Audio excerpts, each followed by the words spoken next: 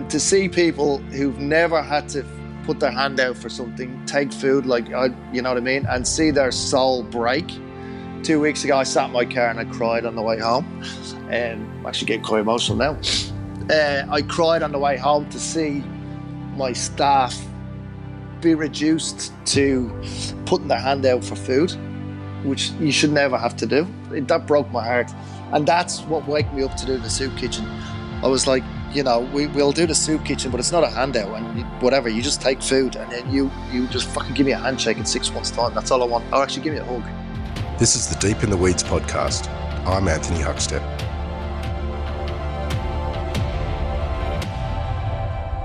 You might know him as a colourful judge on My Kitchen Rules, but to many in the industry, Colin Fassnidge is a great mate, a larrikin and a chef that changed our perceptions of pub dining. Now he's doing whatever he can to help consumers and out-of-work hospo by doing what he does best, cook and make people laugh. Faz, mate, you seem busier than ever. I've actually been, when this whole Corona thing kicked in, panicked and was very unemployed. I lost 3 jobs in a week. Basically my cooking job, my TV job, and whatever other festivals I had. So I sort of panicked, like everybody. Yeah. And then I started this little soup kitchen thing, and that blew up into something I didn't expect. So I'm busy now. Still unemployed, but busy. Well, that's good. I mean, someone like you as well needs to be busy, I think. I think you'd go mad if you weren't. That's exactly. I'm. What is it? Idle hands and the devil, whatever that is. That's me. You know, I've got to be busy. Plus, it's good for my head. I can't just sit there and do nothing. Yeah. Well, let's go back and have a look. I mean, you just blasted in all sorts of information there, which was terrible, about losing all those jobs and closing your businesses. Can you just sort of paint a picture of what happened in that first week and how it played out for you? Well, we sort of knew. I said on actual national TV that the restaurants were going to close on the Sunday, because we knew a lot of people in the cinemas and sort of big industry that had sort of got a word in before we even did that it was coming. And I said, and a lot of people blasted me saying, you know, you're scaremongering or whatever. And I said, mate, I'm not scaremongering. I'm in the same boat. Like, I'm going to have to close my business, but I think people should be ready and maybe start planning ahead. Like, especially like kitchens full of food and everything, we have to close down. So, and then it happened. And we were basically told, because we work with the pub group, Pat Ryan, great guy, Banksia and them, that they were going to turn off when the pubs close. It's more expensive to keep the pub open. Like, so it was pointless for us doing takeaway. So they were going to turn off the power, the water, the light. Christ. And I was like, fuck, like there goes my plan of sort of skimming by and takeaway or whatever. Like that was taken away from me. Yeah. And so obviously I panicked like everyone else, a few sleepless nights. And then obviously TV lands, like no one's making TV. Like you saw, everything's been axed, so that's gone. But you know, I'm sort of the glass half full person. I'll talk about that later. But I mean, before we closed, I said basically we're sitting on the deck of the Titanic here. Let's grab the deck chairs and jump. So we got all the food in the building and prepped it to give it away rather than throw it away. You know what I mean? Yeah. So that's where the soup kitchen came. I said, because I did a dinner, the 3rd birthday party at Banksia the week before, and all the locals came in, and a lot worked for Qantas and whatever around that area. And they were saying things could get bad and we'll lose our job, and this is probably our last night out for a year. And I was like, you know, like all our locals are now broke and can't eat out. So I said, rather than throw all this food away, and there was a lot of food, man, we did it up for the locals. And then it sort of got out there and people sort of jumped on board, because that's what the hospitality industry is. You know what I mean? We're all doing it tough, but then they still want to, like, we cook for a living. That's what we do. I mean, we're not cooking. I don't know what we're going to do. Who got on board? What sort of people are you talking about? People like Anthony Huckstep rang me, and he's lost a lot of his business. Anthony's one of my best friends. He's lost a lot of his business because no restaurants are buying meat anymore. So he's just working from his factory. Vix Meats, yeah. So, and he's doing the Vix Meat Market now. So he's basically down in Mascot pushing out the best meat you can buy. And he gave me like 3 to 4 grand's worth of meat. And he hasn't got that to be giving it away. In all fairness, like any of us, he's doing it tough. Jules down in the fish market in Johto, they gave me 200 kilos of salmon and Ora King salmon. Meredith Goat's Cheese Dairy sent me up tons of goat's cheese. Millie Hill Lamb, he is doing it tough himself on the farm because no one's buying it. But he said, mate, I don't have money to give away, but I want to do something as much as I don't have it. So he gave me lamb. Wow. And these producers, like they're hurting as much as everyone at the moment. And they're in a world of pain. You know what I mean? I think the veg suppliers are doing all right. And Burke Street Baker are giving me bread every day. So we're handing that out. And people like Mike Benny's handing all the food I get from it out of his shop. So can you tell us a bit about the soup kitchen? So obviously originally it was to feed locals, but it's obviously grown to be something more than that. So who's involved? Like what's happening and who is it for? It's like everything I do. I don't really think it through, and I started out small, and then it turns into this fucking colossal thing. Yeah, this one's a good one. Usually I'm in trouble, and it gets worse and gets bigger. But this is a good one. Yeah. It started out with me and Jimmy Calloway, who works with me, and we were like, things are bad. And what was really pissing me off was like the people in the supermarkets clearing the fucking shelves of pasta sauce and things that people need, and people in hospitals and locals and fighting over fucking toilet rolls. I don't know what we're going to do with all these toilet rolls, apart from block up the system. And I was like, we need to show, like in our hospital, that there is, not everyone is like that. And there is people out there in bad times that, like all our suppliers, they're the little diamonds of light that shine, in the dark times, that there is good people out there. And it's not like the 28 days later, and it's not going to end in drama. We will get through it, and you'll probably be a better person when you come out the other side. And so rather than the doom and gloom, which I said I'm sort of the glass half full, I tried to shine a bit of light on the good side. So I think, and the suppliers are like that as well, because, mate, there's nothing else to do. And I can't sit at home and wallow. I have to do something. And what I noticed yesterday is when we handed out all the hampers, all the hospos were hitting me up on Instagram with their hampers and how they were going to cook it. And the thing that made me quite sad, actually, was hospos who served me in restaurants were like, I served you a month ago and now I'm cooking your hamper because I'm at home. And I was like, so that's who we're helping out. And so many got helped yesterday. It was amazing. That's awesome. I mean, why did you get into hospitality in the first place? And, what was the apprentice Fassnidge like when you first got in? I got into hospitality as a chef, obviously, because I couldn't count or read. So I was going to be a shit accountant, and I was never going to be a journalist. Well, I can't count either, mate, so it's okay. But you can read. I read Braille. Cooking in my house was major, like an Irish household. I think like a lot of chefs, that's how we got into it or whatever. Food was always a happy thing and sort of seen as love and talked around. Like the kitchen table was where everything happened.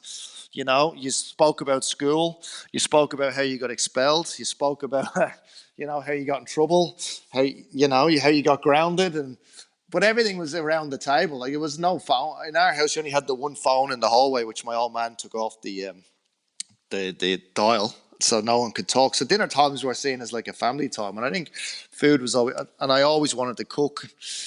And then the young Fassnidge went.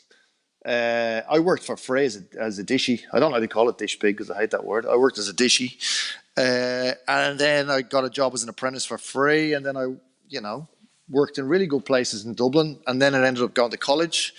Which I loved. I loved going to college, and you got paid to go to college. I got paid to cook, and I'm like, this is great, and learn. And then I went to work for Raymond Blanc, and I went in this romantic view of how cooking was going to be, and I got a smack in the face day one. I was just left, well, literally. I went into a kitchen of 35 chefs. I thought I knew my shit. I knew nothing. It was hardcore. It was like a prison camp. Obviously, look, in them days, I went there and I worked those hours. I worked 16 hours a day. I ate hardly anything. I had abs. I look great. And I just worked my ass off and learned. I just learned from the best in the world. And obviously the world has changed now. And if my kids wanted to be chefs, would I want them to do that? No. because that's not the way to do it. But I've done it. So that was Raymond Blanc. I've seen stuff I will never see again, like food wise, and just amazing experiences. And then I worked for Gordon Ramsay. Same old, same sort of work ethic. You work hard, very hard. If you're good, they look after you. If you're not, they get rid of you. I got looked after. And then I came to Australia and worked for Liam Tomlin. Same story. Funny story. My worst ever bollocking in my life was from Liam Tomlin. Liam Tomlin made me cry. What? Tell us about that. They put me on the meat. So Warren Turnbull is my best friend. Him and me were on the meat section. Justin North was in the middle. I think Brett Graham was on the larder. Look at that for us. Daryl Falstead was somewhere else. What a kitchen, man. Kempy was on one side of the pass, and Matt Kemp and Liam Tomlin was running the service Friday, so they stuck me on Friday lunch, 90 booked. How did you get any work done? The banter must have been insane. Yeah. Oh, Kempy was a demon. Kempy would be your friend outside, and then in work he'd come in and kill you and blame you for being out drinking the night before with him. It was like a setup. And then I had a beef Rossini dish on the Friday, and I don't know. I just got in the weeds. It was my first day on the meat. I don't know why they put me on the busiest day on the Friday. Anyway, and I was like 30 Rossinis short, and Liam had these big hairy hands, and the orders were stacking up, and I was so far behind. It was like a big black Irish tarantula pulled me over the pass, and he just ripped me one, and I was broken after that day. I actually cried, but I didn't let him see it. But I still love Liam. Liam's still one of my great friends. That sort of period of Australian dining, that restaurant was pretty created, as you were saying, like that rock star team that went on to do many amazing restaurants in Australia. And you ended up doing Four in Hand, which sort of changed our perceptions of what pub dining could be. What was you thinking behind that? Was it really sort of digging into your roots, or? I think everyone at that stage of cooking was doing sort of the same style. Like we were doing the sort of Brit-Irish, that's sort of what Bank was, or the Brit-Irish Mud-Oz sort of thing. And everything was a bit, I thought was a bit poncy. And then, so I went to a pub and I'm like, it's not really my style. I can make stuff nice, but not too nice. And so I started doing stuff that I like pig's trotters, like stuff I grew up on and loved, and pig's trotters, and then I came up with the pig ear schnitzel thing that sort of blew up, and then I started to I found my feet in my sort of nose to tail cooking, and I was so happy back then. I sometimes wish I could go back there.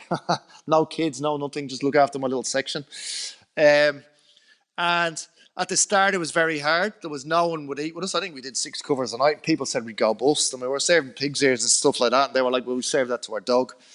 And then we got recognition, and then we started to get more recognition. And then one day we ended up with 2 hats, and there was a big uproar. How does a pub get 2 hats? And there was actually a lot of pressure then. I actually didn't want 2 hats because the amount of pressure on us then. And we were sort of changing when we got 2 hats, and I didn't want to do that. So we went back to what we did. We stayed strong, and we kept it, so it was good. And people sort of, I think a recession happened in between that as well.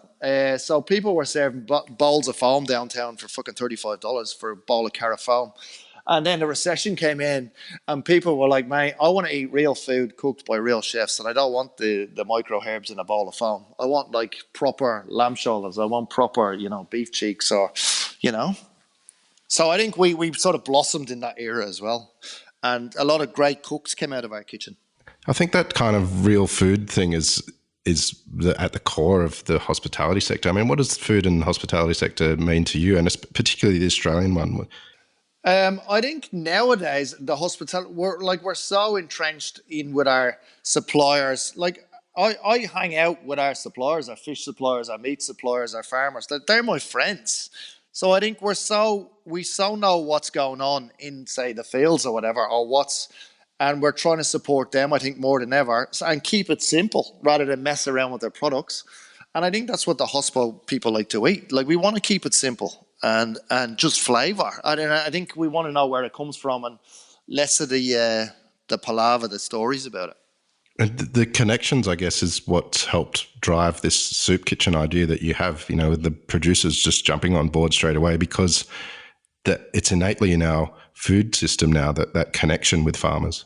Yeah, and I think like the farmers, they're like a giving group, and hospitality. Like we cook, we give, we serve people every day. No matter about you might think I'm on my TV land job. That's I still am in my hospitality world as well, and I'm a cook. That's what I do, and we don't know how to do anything else. So when times get tough, I think even our suppliers and farmers, we do what we do, and know that when it comes good, people will realize who looked after who. Do you know what I mean? And I think that's what you need to realize. People need to realize who's looking after them. How do you think the hospitality sector can bounce back from this? Obviously, we're a bit unsure about when doors can reopen and stuff like that. But what are some of the solutions do you think out there, and what do you think is going to happen? Look, it's pretty dire. A lot of people will go to the wall. A lot of people will go bust. In saying that, I know, like myself, I was before all this happened, and I had the TV, I had the restaurants, I had every festival lined up and gigs which pay my mortgage. I've got a mortgage like everyone else. It's on hold at the moment, and I was saying to myself, in life, I'm actually quite fucking bored. You know what I mean? I'm sort of in a rut, and I need to change. Little did I know that Corona came around the corner and kicked everything into change, whether I liked it or not, and. Like we're like everybody scrambling. Like we tried to do the takeaway, but it wasn't feasible for us. And now we're doing sort of online cookery classes. So we did like 100 people last Friday, and we're doing 150 people this Friday, and it's paid through Banksia. So, and then I've got a 200 class the next week. So can you just tell us about that just briefly? So what's happening there? You're doing a live cooking demonstration for 150 people. So a company buys the class for because usually they used to buy them drinks on the Friday night or some whatever way they work in insurance and lawyers. They got a great life. So instead of that, now they're all at home working. So their company buys them a cookery lesson, and they all join in, and we drop off the ingredients to their house. So we all cook it live at the same time and have a glass of wine. Wow.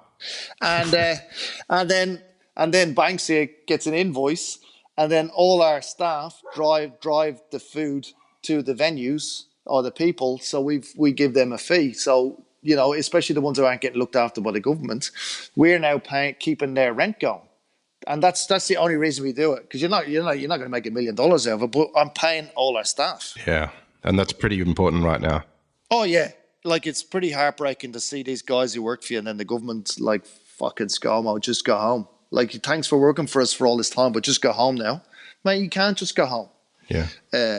So, some of the places they go home to are even worse than us here, and he wants to send them home. So I'm said to the guys, look, I know it's a hard time, but we'll help you with your rent or whatever. And food, obviously, we're feeding them.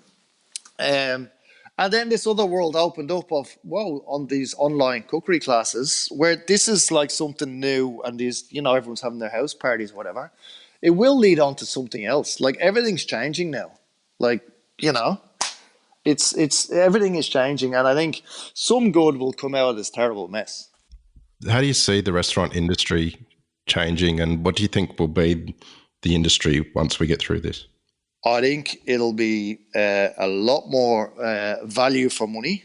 I think a lot of the sort of rubbish out there will be gone, and there'll be a lot of quality left, I think. And I think people will be just after a connection and friendly and service, I think, more than anything. People are missing, I think, connection with people. And I think that's what hospitality can offer now. I don't think there'll be huge fit outs, lots of money on fit outs, whatever. You won't have your memes fit outs. You'll have just bog standard with great food and great service. And I think everything will be a lot smaller, and you won't have people trying to open 3 and 4 restaurants now, because they've realised that if something else happens again, this is what happens. So I think we're going to get back to basics in cooking, ingredients and service. That actually sounds a bit exciting. It is actually. It's a restart and a refresh, as bad as it sounds, because there's a lot of crap Like, your sushi pizza and all that lark, get rid of all that, mate. It's like the COVID-19 tsunami, just wipe all that crap out and just let the good guys do it. Yeah, wouldn't that be nice? Like, because it's a tough, it's already a fucking hard industry to be in. Like, our margins are tiny. So this will just warn people, like, it's not the industry to be in if you can't cook and you can't do hospitality. Just stay away. Now, you're saying earlier sort of how important that connection is with producers and, and how tough that they're doing it out there. And obviously the chefs and the cult of celebrity and the focus in the media has been on restaurants and chefs, and rightly so. But producers are hurting just as much, if not more, in some circumstances. Is there any producers out there that, people can help, like that you can tell us about? Well, I think even like in these hard times, like Giotto and Poulos down in the fish markets, who supply a lot of restaurants, like they've let most of their staff go.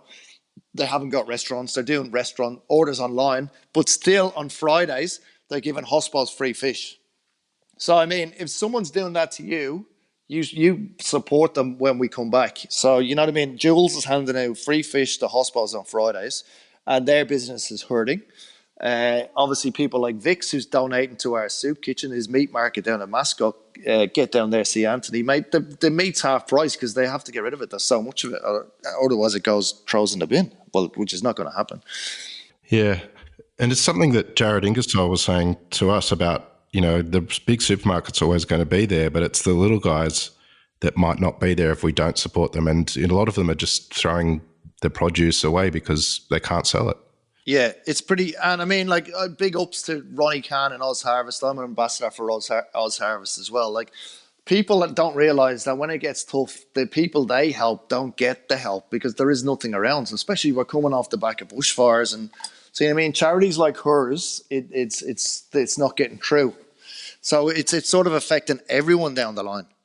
And what were we saying about just supporting like I buy. Like, not necessarily I don't want to have two pizzas on a Friday night, but I'll go over to my pizza shop nude across the road and buy two pizzas on a Friday night just to keep them going. And then someone else I'll buy a coffee. Obviously, I'm the legal distance from everybody, so calm down, everyone. And my coffee, I'll follow the little arrow in. I'll buy the coffee and follow the arrow out, like just to keep them going, the local area. Because the whole thing is, who do you want there when you come out of this?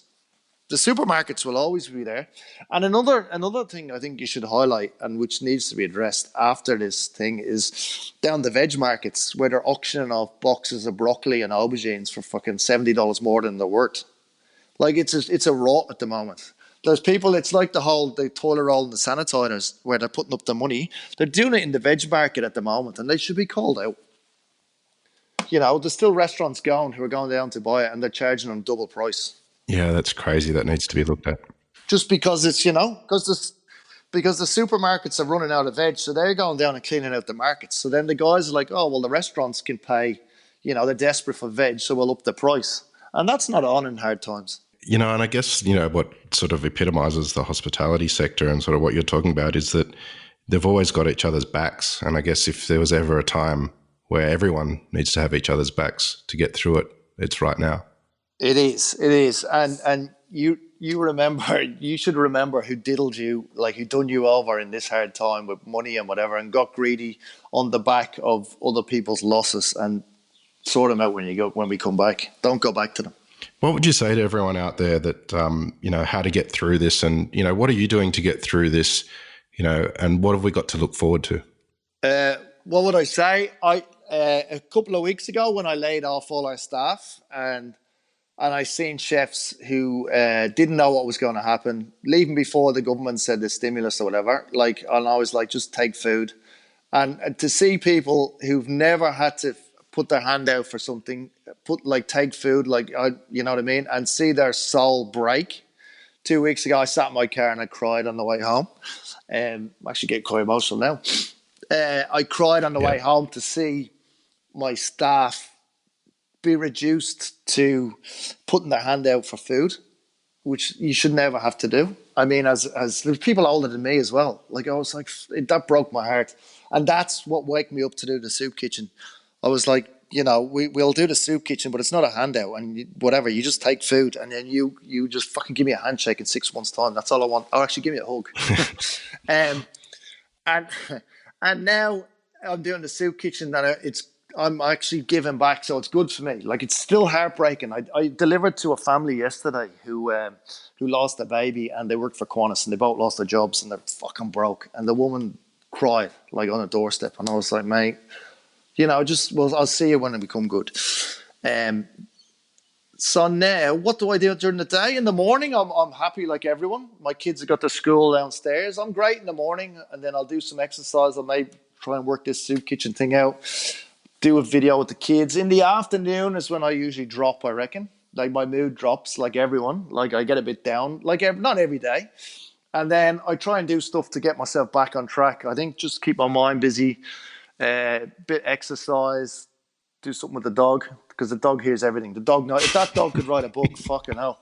No, tell all. I'd be in deep shit. The dog knows everything. So I do stuff with the dog and the kids. I'm like everyone. And then I start cooking late in the afternoon for dinner, and I'm back on track. But I think my mood dips in the afternoon like everybody. And then I might have a few reds, but I'm trying not to do that. I was talking to Guy Grossi the other day, and I think we were saying we've emptied most of the stocks in our restaurant so far, just drinking at night. But now I'm trying to curb that a bit. But I mean, that's what everyone does. Like, I mean, you can get into a habit, but I'm like everyone. Like, it's your mood's up in the morning, then down. Like, but then there's some days you open your eyes and you're like, fuck. Yeah. It's like Groundhog Day. Like, I don't want to get out of bed, and I think that's the worst thing to do, is not get out of bed. I think we've got to keep. Apparently, I'm painting the house next week, and that's my worst fucking nightmare. Well, that's something to look forward to. Not really. Right. So, do you have any advice for a bit of hope out there? Like, what should people look forward to and do to get through this? What would I say for the future? I'd say for the future, coming back in as an employees, I would look at who looked after you, and I wouldn't be going into a job now asking for $1 million. Like, a chef de party rocking in asking for $1 million, because I don't think any business has got the money anymore. Obviously, you got to get paid where you get paid, but I'd help out your employees and whatever, and try and rebuild a career. And I think it's a good time to start rebuilding and see how a business rebuilds, and as a young person, learn from it and how to come back from it and take that on to when you go and open a business. I think it's like after the GFC, to see how to rebuild a business and what to do, and taking stock of what you don't need. Offload everything you don't need. You know what I mean? And take stock of what you do need. I think this has been a fucking great wake-up call from even myself. Forget about TV land or whatever. Take stock in, your family and how to protect just how to protect your house, like, and pay for it and get rid of all the fluff. Mate, listen, it's great to chat. We'll catch up soon. Good luck with the house painting next week. It's going to be a botch job, mate. If it was one of those shit reality TV shows, I'd be eliminated. No doubt. All right, mate. Take care, and we'll talk soon. Thanks, guys. Stay strong. Stay safe. Love you. This is the Deep in the Weeds podcast. I'm Anthony Huckstep. Stay tuned as we share the stories of Australia's hospo community, suppliers and producers in search of hope during this pandemic. Special thanks to executive producer Rob Locke for making this all happen. Stay safe, isolate and be well.